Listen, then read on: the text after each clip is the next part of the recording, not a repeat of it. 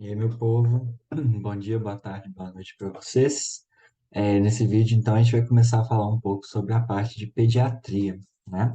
Então, a gente falou um pouco, né, anteriormente, né, sobre a gestação, o que que acontece na gestação, tudo relacionado a isso. Agora, vamos falar um pouco, né, depois que o bebê nasceu, né? Quais são as alterações que acontecem, o que que vai aparecer, tá bom? Bom, então vamos lá. Essa primeira parte, gente, é para a gente falar um pouco sobre as adaptações do recém-nascido, né? Então, adaptações fisiológicas mesmo do recém-nascido à vida extra-uterina, né? Afinal de contas, agora ele está num ambiente completamente diferente. O organismo dele está funcionando num ambiente completamente diferente do que estava antes, e agora ele vai precisar, então, ter adaptações aí para essa vida, ok? Então, vamos lá.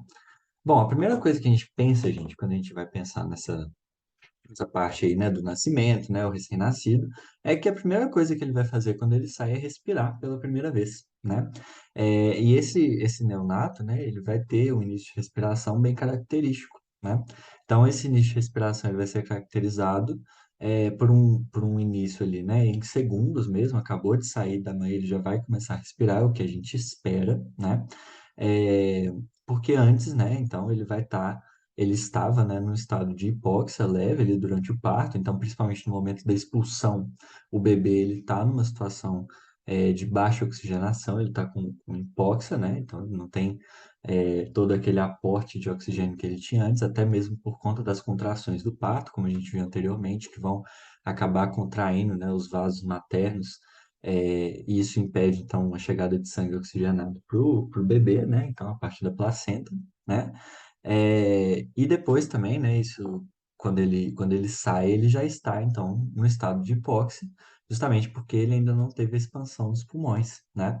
E junto a isso, ele vai ter, então, uma mudança de temperatura, né, ambiente, né? Então, antes ele estava lá no útero, né, na temperatura corporal da mãe, e ele vai para um ambiente que naturalmente vai estar mais frio, né? Então, esse resfriamento da pele do bebê por conta, né, desse novo ambiente que ele está habitando agora, vai fazer com que ele tenha esse estímulo para gerar expansão pulmonar, então para gerar a inspiração, ok?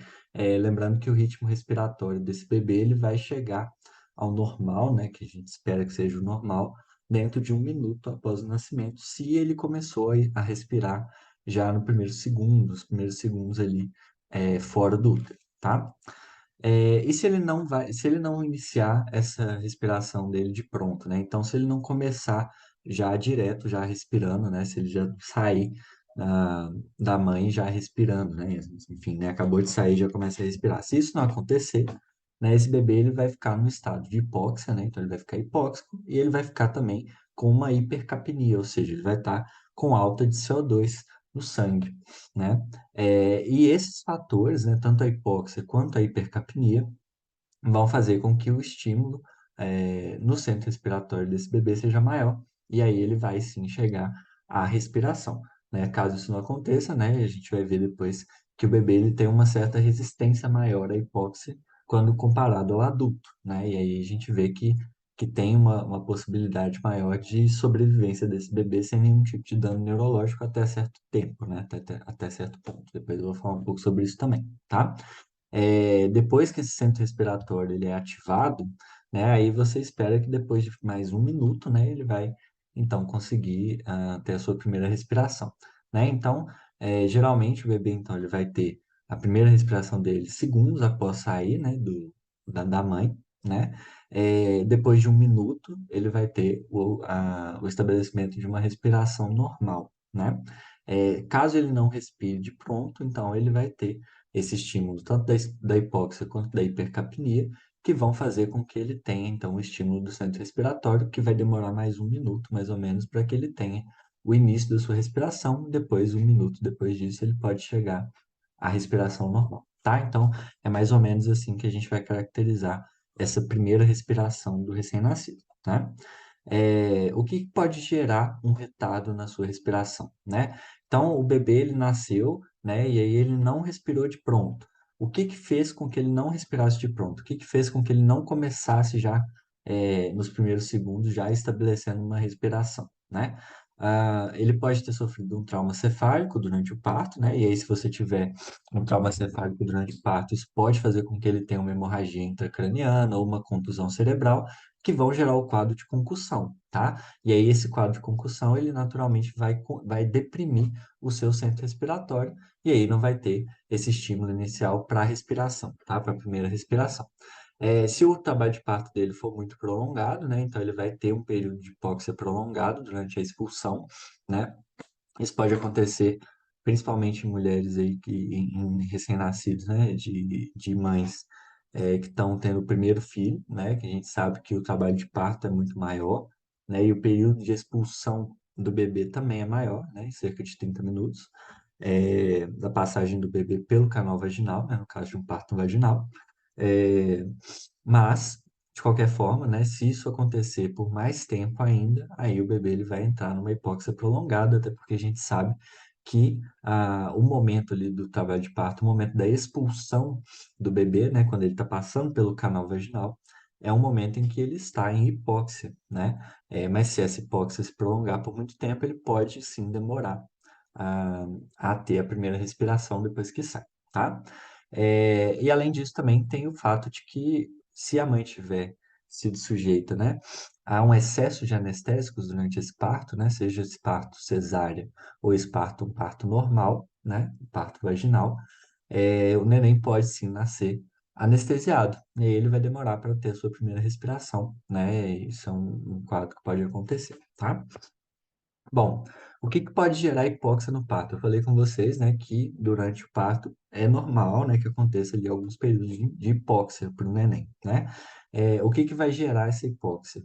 Essa hipóxia é gerada por compressão do cordão umbilical, né? Então, durante o parto, esse cordão ele pode ser comprimido, sim, né, pelo trabalho de parto, e aí esse neném vai ter hipóxia, né, mesmo que momentaneamente, mas vai ter a separação prematura, né, da placenta. Então, o neném ainda está passando lá e vai ser separado da placenta por algum motivo, né? Isso pode gerar uma hipóxia maior nele. Contração excessiva do útero, né? Então, a mulher ela está tendo uma contração muito forte. A gente sabe que contração uterina, né, durante o parto fica cada vez mais forte, né?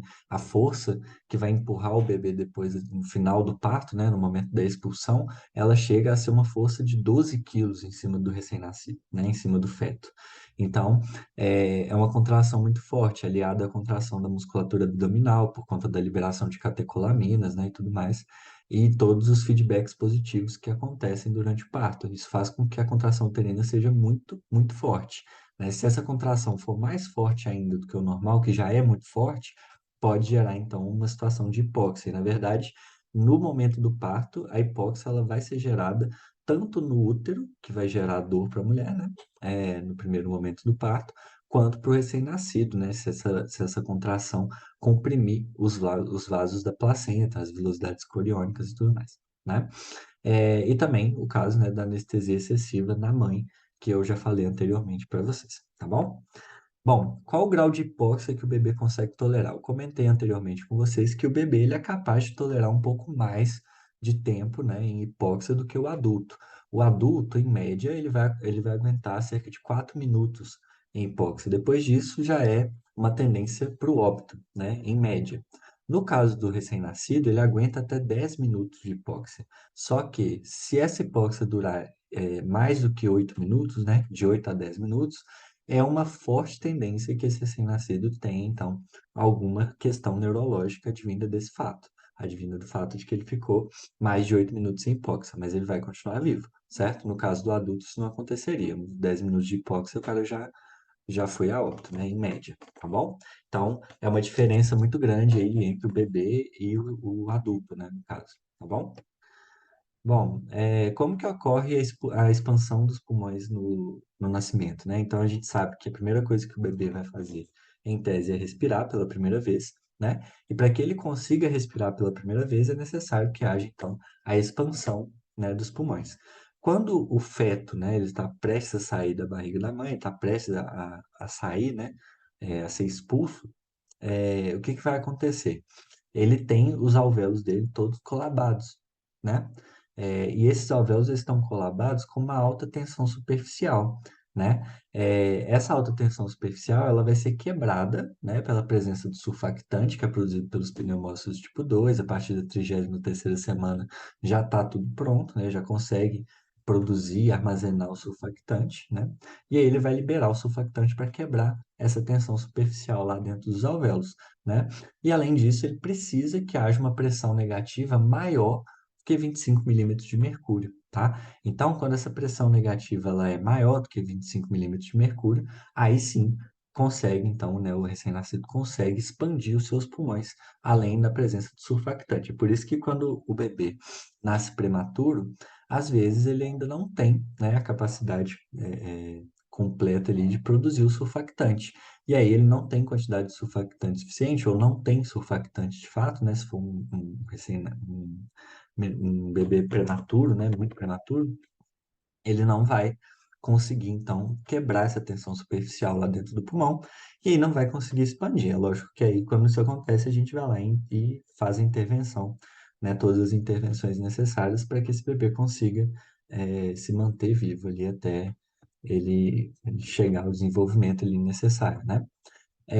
As primeiras inspirações do bebê, né, elas são muito potentes. Eu vou mostrar um gráfico mais para frente para vocês, próximo slide, que mostra, então, essa questão aí da pressão, né?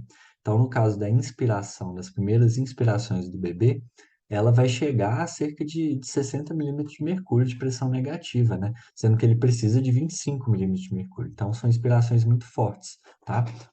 Que vão garantir, então, que ele tenha expansão pulmonar, juntamente com a ação do surfactante, né? É, Aí, gente, o que que acontece, né? Vou mostrar para vocês aqui esses gráficos, são justamente os gráficos que eu comentei anteriormente, né? Ele vai ter uma normalização da sua respiração. Eu falei com vocês que ele tem uma inspiração, né? O bebê, né? O recém-nascido, ele tem as primeiras inspirações muito fortes, né? E aí, olha, a primeira respiração está demonstrada nesse gráfico aqui. O que que acontece? A gente tem o início da curva aqui no zero, né? E a pressão igual a zero até menos 40 milímetros de mercúrio, né? É, Essa pressão, ela não vai ser suficiente ainda para iniciar a inspiração, né? Passou de menos 40 milímetros de mercúrio, ela vai então ser suficiente, o bebê vai conseguir fazer a sua primeira inspiração, que chega a gerar, né, uma pressão negativa nos pulmões de menos 60 milímetros de mercúrio, certo? Aí aqui é o período de complacência, né? E aí, depois desse momento em que você tem, então, o aumento dessa pressão até chegar a mais 40 milímetros de mercúrio, né? É, Esse neném, então, ele vai conseguir expirar o ar, ok? Então, basicamente, essa seria a característica da primeira respiração, né? O principal que a gente precisa entender disso daqui é que a pressão inicial, né, para inspiração, né, a pressão negativa inicial para inspiração é uma pressão muito alta, né? Então, ele vai conseguir chegar nessas pressões aí negativas muito altas, né? Depois da segunda respiração, ele ainda precisa, né, de uma pressão negativa muito alta, mas não é mais tão alta quanto aqui, né, na primeira respiração. E depois de 40 minutos, né, que ele já está respirando, ele vai normalizar, realmente normalizar a sua respiração. E quando eu falo normalizar, eu falo parecer com a respiração de um adulto, ok? Então, é o que vai começar a aparecer, né? A respiração de um indivíduo já com os pulmões desenvolvidos, com, enfim, todas as funções desenvolvidas aí nesse caso, tá? Então, depois de 40 minutos que ele começou a respirar, ele vai, então, fazer com que a sua respiração seja cada vez mais normal, vamos dizer assim, tá? Em termos de pressão e de volume de ar aspirado, né?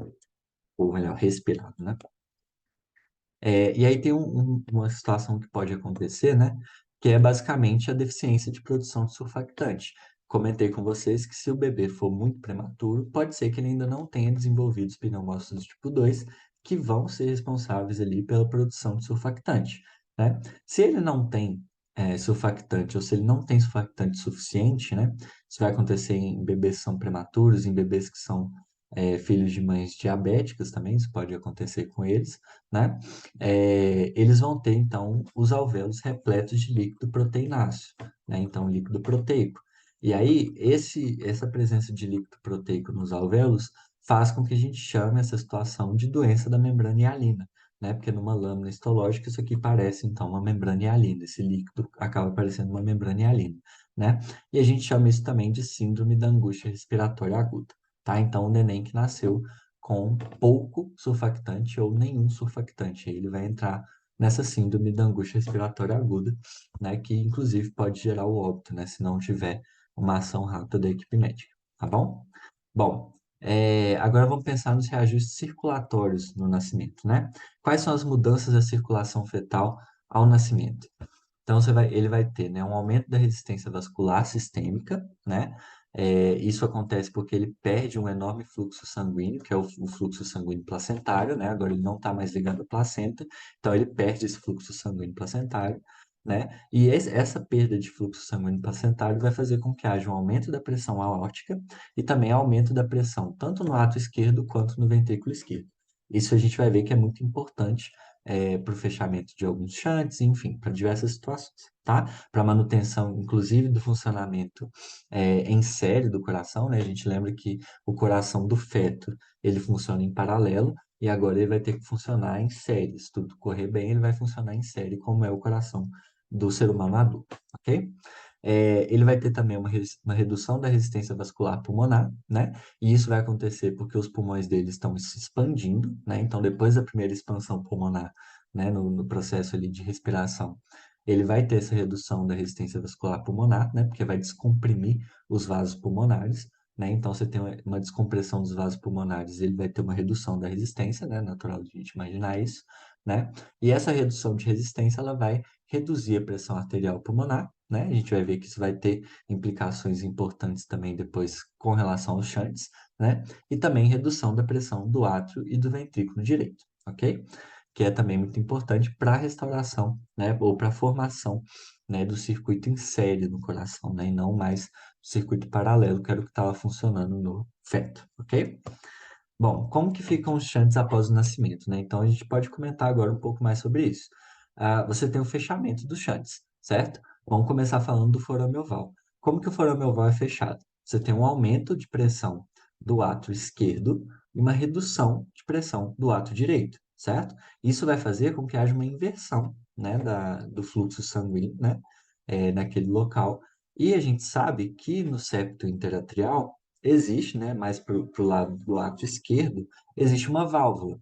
E essa válvula ela vai ser fechada com o fluxo sanguíneo do lado esquerdo para o lado direito do coração, ok? Então você tem um aumento da pressão do ato esquerdo, que faz com que o sangue saia do ato esquerdo e vá para o ato direito, e isso vai fazer com que haja o fechamento da válvula que fica ali no forame oval, ok? Então, ele vai ser fechado, né? Essa válvula vai ser fechada, né? E depois de um certo tempo, né? De meses até anos, essa válvula ela vai acabar, então, ficando presa, né? Ela vai se juntar ao septo interatrial, tá? Se houver a situação em que essa válvula não vai se prender ao septo interatrial, isso não vai trazer tantos problemas assim. Por quê? Porque a diferença de pressão entre o ato esquerdo e o ato direito, ela vai continuar existindo. O ato esquerdo, ele vai continuar tendo maior pressão sanguínea do que o ato direito, cerca de 2 a 4 milímetros de mercúrio de diferença de pressão entre um ato e o outro, né? Então, isso vai fazer com que haja a manutenção, né, dessa válvula fechada, mesmo que ela não se junte ao septo interatrial, tá? Agora, se não houver válvula, enfim, se mantiver aberto de fato, aí sim é um problema, tá? Aí seria um caso mais cirúrgico mesmo, tá bom? Então, forameoval ele se fecha dessa forma. Agora, o ducto arterioso, o que que vai acontecer com ele, né? A gente tem uma inversão do fluxo sanguíneo do ducto arterioso. Por quê? Porque a gente sabe que o ducto arterioso, o que que acontece lá no feto, né? Ele pega, então, o sangue do tronco pulmonar e leva direto para a aorta abdominal, né? Para a aorta descendente torácica, desculpa, para a aorta descendente, né? Então, ele pega esse sangue do tronco pulmonar e vai e leva esse sangue até a aorta descendente, no caso do feto. Agora, o que que vai acontecer? Vai ter uma inversão de fluxo, né? O sangue vai sair da aorta descendente e vai para o tronco pulmonar, tá? Então, existe essa inversão aí de fluxo, tá? Por conta de quê? Por conta do aumento da pressão aórtica, né? Então, a gente viu lá que a pressão aórtica ela é aumentada, nesse caso, né? E também pela redução da pressão arterial pulmonar, que a gente também viu que acontece, né? Que é uma adaptação circulatória aí do bebê depois que ele já nasceu, né? Então você tem a redução da pressão arterial pulmonar justamente por conta da expansão dos pulmões, justamente por conta do início da respiração, certo? Então, isso vai fazer com que haja uma inversão de fluxo no ducto arterioso. Dentro de algumas horas, esse ducto arterioso ele vai começar a sofrer constrição, tá? E essa constrição ela vai aumentando cada vez mais, né? Até cerca de 1 a 8 dias vai interromper completamente o fluxo sanguíneo daquele ducto, tá? Depois de 1 a 4 meses, esse ducto vai ser preenchido por tecido fibroso e aí vai ser completamente ocluído, tá? Vai ser completamente obturado. E por que que vai acontecer essa vasoconstrição do ducto arterioso, né? Então, eu falei com vocês que ele começa a sofrer vasoconstrição. De 1 a 8 dias, essa vasoconstrição vai fazer com que haja interrupção do fluxo sanguíneo nesse ducto, né? Mas por que que acontece essa vasoconstrição? Ela vai acontecer porque está ocorrendo passagem de oxigênio, né, de sangue oxigenado no ducto arterioso, e a gente sabe que a presença de sangue oxigenado ali, né, vai fazer com que o músculo liso, né, que vai compor a parede ali daquele vaso, vai fazer parte da parede daquele ducto arterioso, tenha maior aporte de oxigênio para se contrair, né? Então vai aumentar a constrição daquele vaso, né? Lembrando que a PO2, né, do feto, ela fica em torno de 30 a 40 milímetros de mercúrio. Mas no bebê recém-nascido, ela vai subir até 100 milímetros de mercúrio, né? Então, tem uma quantidade muito grande de oxigênio presente no ducto arterioso que não tinha antes. Outro fator que é importante, né, é a perda da ação da prostaglandina E2, que a prostaglandina E2, ela é muito importante para a vasodilatação do ducto arterioso, né? Mas nesse caso, ela vai ter a sua produção reduzida, né? A presença dela vai ser reduzida na parede do ducto arterioso. Isso vai fazer, então, com que fique mais fácil ainda a vasoconstrição desse ducto, tá? Então, é por isso que acontece a vasoconstrição, que vai ser muito importante, crucial para o fechamento desse shunt, né? E, por último, né, o ducto venoso, né? Como que ocorre o fechamento desse ducto?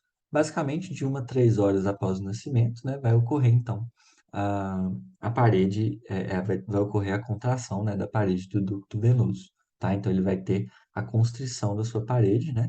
E aí, essa constrição vai fazer com que haja um aumento de pressão venosa, né, em cerca de 10 milímetros de mercúrio, para o sistema porta, né? Então, o sangue ele vai começar a entrar cada vez mais no fígado do feto, né? Ao invés de ficar ah, passando pelo shunt, né? E aí, até o momento, ele vai fechar. E aí, basicamente é isso. Vai ter tecido fibroso sendo depositado ali e vai ocluir esse ducto venoso, ok? Então, é basicamente assim que acontece o fechamento dos shunts depois do nascimento, né? Como que está o estado nutricional desse recém-nascido, né? A gente sabe que um pouco antes de nascer, né, o feto ele começa então a acumular glicogênio, né? E esse glicogênio fetal ele vai ser utilizado nas primeiras horas de vida, ok? Tanto por esforço respiratório, para diversas coisas, né? Então ele vai ser utilizado.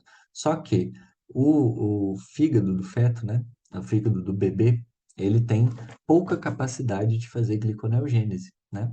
E isso vai fazer com que o feto, né, com que o bebê ele tenha, o recém-nascido, né, que ele tenha uma hipoglicemia, né? Então ele vai ter uma glicemia de cerca de 30 a 40 miligramas por decilitro, né, o que é muito baixo, né? O normal é acima de 90, entre 90 e 100, né? Então ele vai ter basicamente, né, praticamente ali 50% a menos, né, de glicose no sangue, né? Isso é basicamente porque o fígado dele ainda é imaturo, né? Então ele ainda não vai conseguir fazer então a gliconeogênese que seria necessária nesse caso.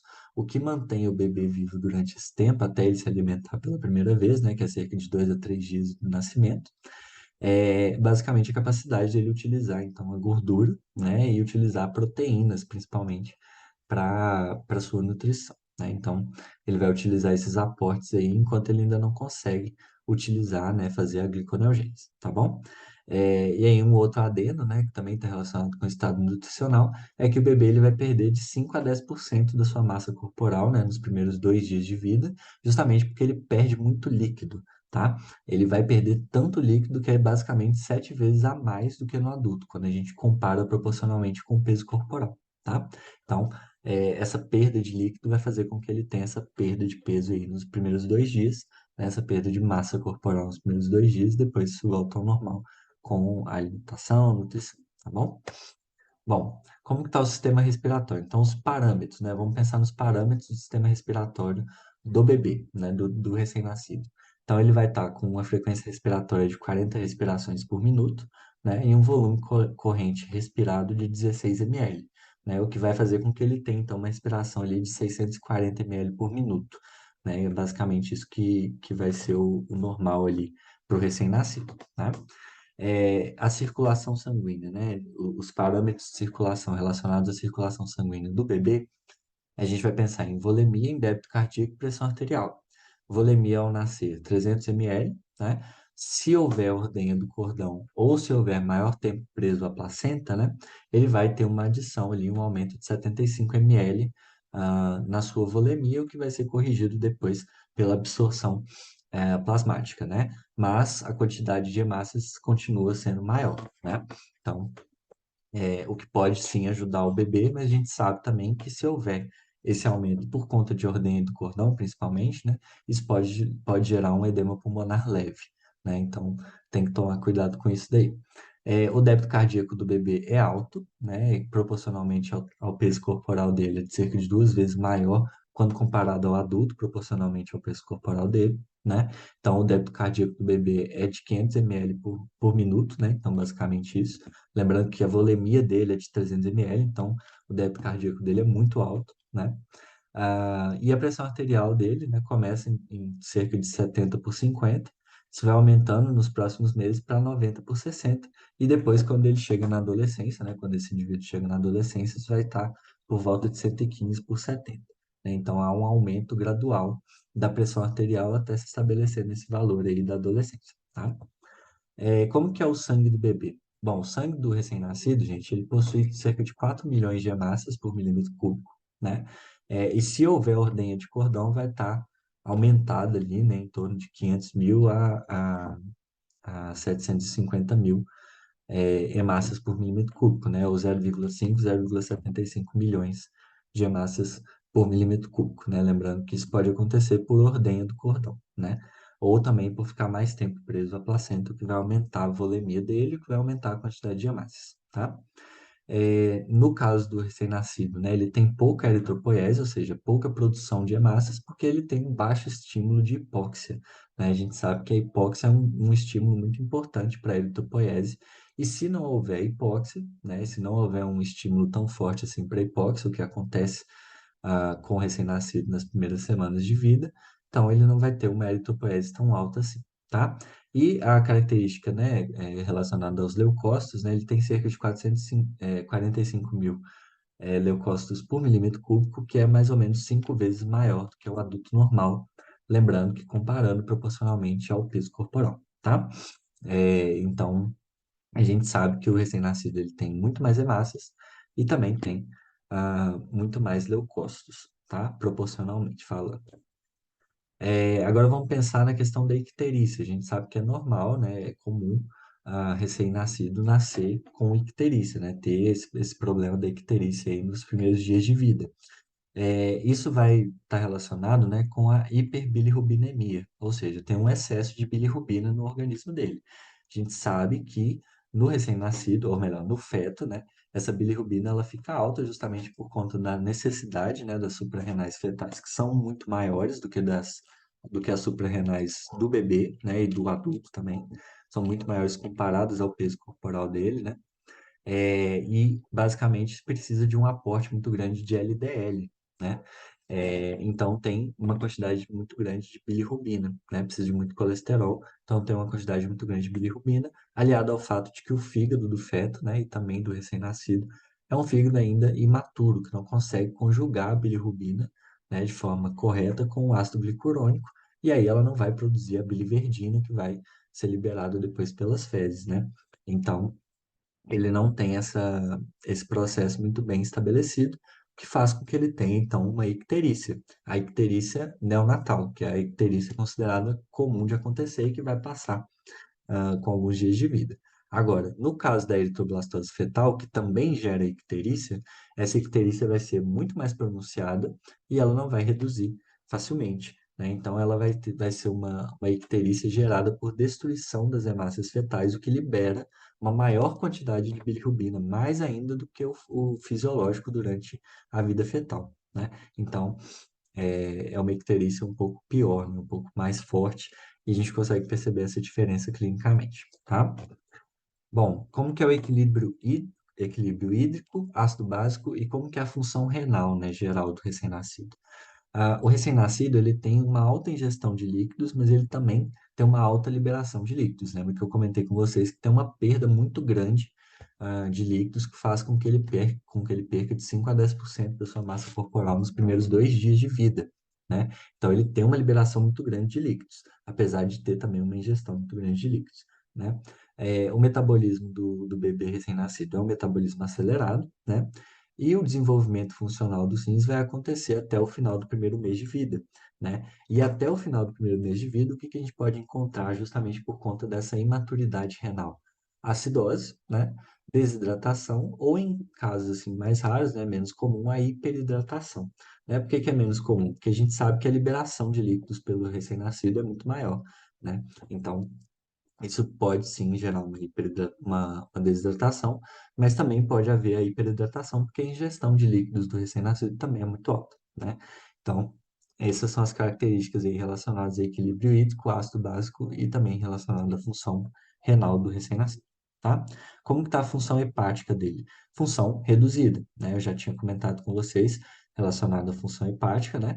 Ela está reduzida, né? E essa redução da função hepática, ela pode ser evidenciada por alguns fatores, né? A baixa conjugação da bilirrubina, que eu já tinha comentado quando eu falei da icterícia, né?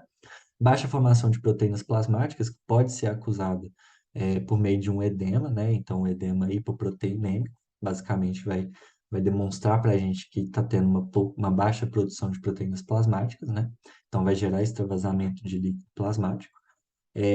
Hipoglicemia, basicamente porque não tem gliconeogênese acontecendo de forma suficiente, né, para aumentar a glicemia de fato, então vai ter uma hipoglicemia. A gente viu que essa hipoglicemia nos primeiros dias de vida ela é muito acentuada, né? E também a questão da hipocoagulabilidade. A gente sabe que o recém-nascido ele tem então uma baixa capacidade de coagulabilidade sanguínea, né, de coagulação sanguínea, e isso pode ser corrigido por administração de vitamina K, porque a vitamina K ela é um precursor muito importante para a produção de fatores de coagulação. Então, isso vai aumentar os fatores de coagulação do recém-nascido, né? Então, isso é bem comum de acontecer, é bem comum de ser feito, né? Essa administração de vitamina K, né? Como que acontece a digestão, a absorção e o metabolismo dos alimentos no recém-nascido, né? É, Essa digestão e essa absorção, elas não são muito diferentes de crianças mais velhas, né? Com exceção de três fatores importantes. Baixa quantidade de amilase pancreática, né? Então, o bebê, né, o recém-nascido, ele tem menor capacidade de metabolizar o amido, né? Baixa absorção de gordura, né? E aí essa baixa absorção de gordura é o motivo pelo qual não é a mesma coisa você dar leite de vaca para o bebê, né? Para o bebê recém-nascido, porque ele não vai conseguir absorver tudo, né? Ele não vai conseguir absorver toda aquela gordura que vem naquele leite, né? Então, não é indicado, né? E também ele tem uma glicemia instável e baixa, justamente por conta da função hepática que está reduzida, né? Bom, como que ocorre a questão, né? Tanto no metabolismo, como que é o metabolismo do recém-nascido, né? E como que é a questão da regulação de temperatura dele, né? O que acontece? No recém-nascido, o metabolismo dele está aumentado. Por quê? Porque ele tem um débito cardíaco muito alto, né? Cerca de 2 vezes maior do que o do adulto, quando comparado, proporcionalmente ao peso corporal, né? E ele tem um volume respiratório também muito alto, né? 2 vezes maior também, né? Então, isso por si só já é suficiente para aumentar o metabolismo, para aumentar a taxa metabólica dele, né? E além disso, né, ele tem uma fraca regulação de temperatura, né? O bebê, ele tem uma área corporal muito grande, né, quando relacionado ao peso corporal dele. Então, existe uma desproporção entre a área corporal e peso corporal do recém-nascido. E isso faz com que ele perca calor de forma muito mais fácil. Então, nesse gráfico aqui, olha, horas após o nascimento, olha o tanto de calor que ele está perdendo, né? Aqui tem Fahrenheit, mas a gente consegue ver essa perda de calor ativa aqui, né? Depois isso vai se estabilizando, né? Mesmo assim, ele vai perdendo muito calor, perde muito calor, até que isso se estabiliza dias após o nascimento, né? Então, até que ele tenha, né, um estabelecimento ali de um equilíbrio entre área corporal e peso corporal, ele vai perder temperatura, né? Por isso que nos primeiros momentos ali de vida, né, é interessante deixar o bebê sem tomar banho, né, com o vernix caseoso ali na pele, né, para basicamente então proteger dessa perda aí de calor, né? Então, isso é um fator importante também que a gente precisa entender, né? Beleza. Bom, aqui por último, gente, o que que a gente precisa falar? Quando o bebê nasce, a gente precisa avaliar a vitalidade desse bebê, né? Até para a gente saber, então, se vai ser necessário algum tipo de reanimação, né? E quais condutas, né, que devem ser tomadas depois. Como que a gente avalia a vitalidade do recém-nascido? A gente vai avaliar a vitalidade do recém-nascido por meio da escala de Apgar, né? A escala de Apgar, que é essa escala aqui, né, que está demonstrada nessa tabela, que a gente vai, então, pontuar esse bebê, né, a partir dessa escala, e aí a gente consegue, então, a partir dos parâmetros que a gente tem, é, enfim, né, entender se ele está numa situação de vitalidade boa ou se ele tem algum tipo de problema, né, relacionado a isso. Bom, quais são os fatores que a gente vai avaliar nessa escala? A gente avalia a frequência cardíaca do bebê, né? Então, se essa frequência cardíaca está ausente, ele vai pontuar zero, né? Se ela tiver menor do que 100 batimentos por minuto, ele vai pontuar um. Se estiver maior do que 100 batimentos por minuto, ele vai pontuar 2, né? A gente sabe que o bebê, em média, ele vai nascer ali com a frequência cardíaca bem alta, né? Porque na vida fetal, a frequência cardíaca, a média de frequência cardíaca é em torno de 140 batimentos por minuto, né? Então, quando ele nascer, ele não vai estar tão distante disso, né? Então, se ele já tiver com batimento cardíaco baixo, né? Então, ele tá numa situação de bradicardia, né? Quando ele estava lá na barriga da mãe dele, provavelmente ele estava tendo um tipo de sofrimento fetal, né? Então, ele vai pontuar menos na escala de Apgar, né? Que mede a vitalidade do bebê, né? A questão do esforço respiratório, se ele não tiver esforço respiratório, zero, né? Se esse esforço respiratório for irregular e lento, ele vai pontuar um, e se for um esforço respiratório suficiente, né, que é caracterizado por um choro, por um bom choro, né, como está escrito aqui, ele vai pontuar dois, né? Então a gente vai observar também o esforço respiratório dele, até mesmo por meio do choro, que é uma forma muito interessante aí do bebê expirar, né? A gente sabe que ele vai precisar de uma expiração também muito forte, né? Em torno ali de mais 40 milímetros de mercúrio de pressão, para que ele consiga, então, é, concluir o ciclo respiratório, né? Os primeiros ciclos respiratórios. A questão do tônus muscular, né? Se o bebê tiver flácido, zero. Se ele tiver alguma flexão dos membros, um. Se ele tiver movimentos ativos, dois. Então, isso aqui é basicamente o que você vai avaliar como uma ectoscopia mesmo, no momento que você vê o bebê ali depois do parto, né? Isso é feito basicamente assim que o bebê saiu, tá? A gente vai avaliando isso aí para saber se vai precisar de algum tipo de reanimação, principalmente, né? A irritabilidade reflexa que você vai avaliar, né? Então, se ele não tiver nenhuma resposta, vai pontuar zero. Se ele fizer alguma careta, né, relacionada a essa irritabilidade reflexa, ele vai ter um. E se ele tiver respostas como tosse, espirro, aí você vai pontuar dois, né? E outra coisa, né, muito importante a gente avaliar é a cor do bebê, né? Então, o bebê, ele não deve nascer cianótico ou pálido, né? Ele não deve nascer com membros cianóticos, né? Ele tem que nascer todo róseo, né? Então, ele vai adquirir uma coloração rosada, né? E aí, quando ele tem essa coloração rosada, ele vai pontuar dois, né? Se ele tiver só os membros cianóticos e o resto rosado, aí ele vai pontuar um. Se ele tiver completamente cianótico e pálido, ele vai pontuar zero, tá? A escala de Apgar, gente, a gente vai utilizar e a gente vai avaliar no primeiro minuto de vida, né? E depois no quinto minuto de vida. Você vai avaliar e vai comparar, né? Então, por exemplo, se um bebê tiver a escala de Apgar no primeiro minuto de 9 e no quinto minuto de 10, ele tá, então, com a vitalidade legal, tá ok. Por quê? Porque entre 8 e 10, na escala de Apgar, a gente considera como uma vitalidade suficiente, né? Agora, se ele tiver abaixo disso, aí você vai ter que fazer a avaliação diferencial, né? Então, o que acontece? Vamos supor que o bebê, no primeiro minuto, ele teve uma escala de Apgar de 6. E depois, no, no quinto minuto, né? Ele teve uma escala de Apgar de 7.